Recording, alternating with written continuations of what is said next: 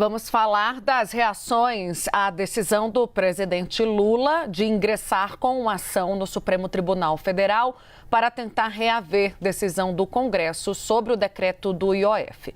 Em conversas que ele teve desde a semana passada com seus ministros sobre a reação inicial do Congresso Nacional de impor uma derrota ao governo, o presidente Luiz Inácio Lula da Silva se referiu a esse PDL, ao projeto de decreto legislativo, como ilegal. A referência, segundo relatos ouvidos pelo Bastidores CNN, faz sentido na visão dos aliados do presidente, já que para o governo o aumento da alíquota, apesar de ser impopular, não atravessa o poder regulamentar do Executivo. Pela Constituição, o Congresso só poderia derrubar decretos quando o Executivo descumprir a lei, o que, na visão do governo, não aconteceu de jeito algum. Esses mesmos argumentos aparecem na ação apresentada anteriormente pelo PSOL, que alega usurpação de poderes pelo Congresso e violação ao princípio da separação de poderes. Lula tem conversado com ministros desde a votação da última quarta-feira, durante e após a aprovação da derrubada do decreto.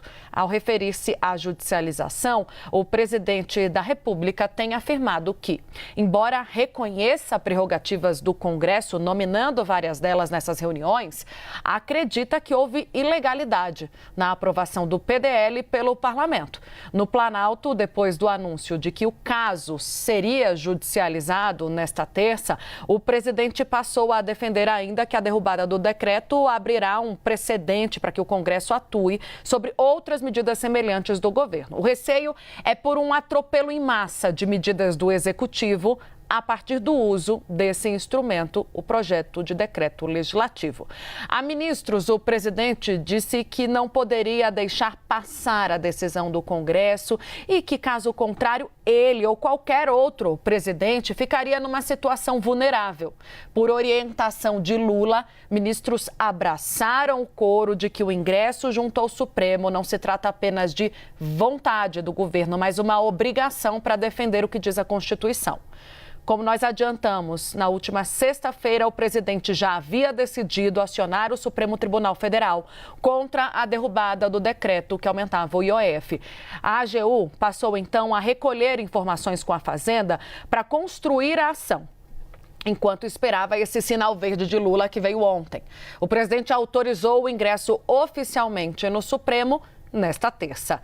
Temos a Luísa Martins, vamos conversar com a nossa analista de judiciário, Lu, para a gente trazer esses pontos que foram abordados em reservado pelo presidente da República, que expõe o que realmente pensou e ainda pensa o presidente diante da derrota imposta pelo Congresso, somando esse argumento, Lu, ao que o AGU tentou fazer. Ontem a gente falava que o advogado-geral da União era esse ponto de equilíbrio na relação entre os poderes, tentou, numa conversa reservada, convencer o presidente a segurar um pouco mais ou até mesmo desistir do ingresso junto ao Supremo Tribunal Federal. O presidente já havia tomado essa decisão com o apoio do seu núcleo político e do Ministério da Fazenda, mas há na fala do AGU hoje cedo uma certa ponderação, para que o discurso seja amenizado junto ao Congresso Nacional.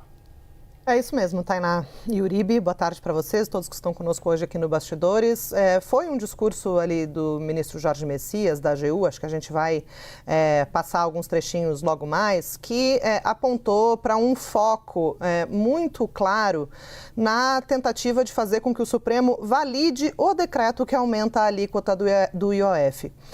O instrumento jurídico que foi a opção ali da AGU é um instrumento que não é muito utilizado, é um instrumento que é uma ação declaratória de constitucionalidade, que ela não pede a derrubada especificamente de um ato do Congresso Nacional, como a derrubada, do decreto do IOF, mas ela pede que o Supremo declare que aquele decreto é válido, está de acordo com a Constituição, tem compatibilidade com a Constituição e, por isso mesmo, por consequência, ele não poderia ser derrubado pelo Congresso Nacional. A gente vinha falando disso há alguns dias, né, Tainá, sobre como essa ação da AGU, havia uma preocupação que essa ação pudesse escalar muito, né, e acabar acirrando a tensão entre o Congresso Nacional e o Poder Executivo em uma relação que já vem meio azeda, e isso foi ponderado para o presidente Lula. Olha, já tem uma ação do PSOL tramitando no Supremo,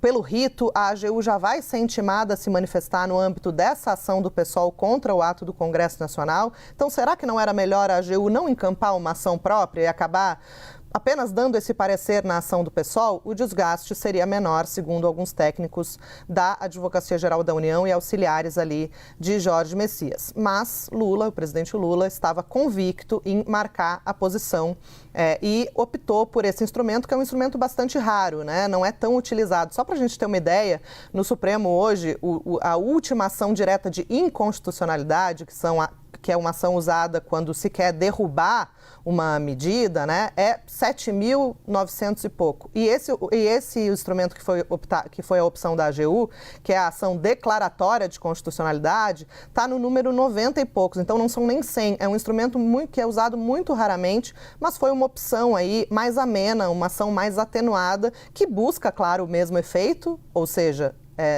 fazer com que a derrubada do decreto seja revogada, mas por uma via um pouco mais amena ali, afirmando, então, pedindo ao Supremo que apenas valide a constitucionalidade, né, a validade do decreto, sob o argumento, só para concluir, de que isso faz parte do poder regulamentar do Poder Executivo, pode ser uma medida, como a Tainá disse, impopular, mas está dentro das atribuições do governo, dentro das prerrogativas do governo e, portanto, qualquer interferência de outro poder, qualquer interferência do Congresso seria uma violação à separação dos poderes. Então, agora vai para o ministro Alexandre de Moraes e a gente tem que ver como que ele vai acabar conduzindo esses processos.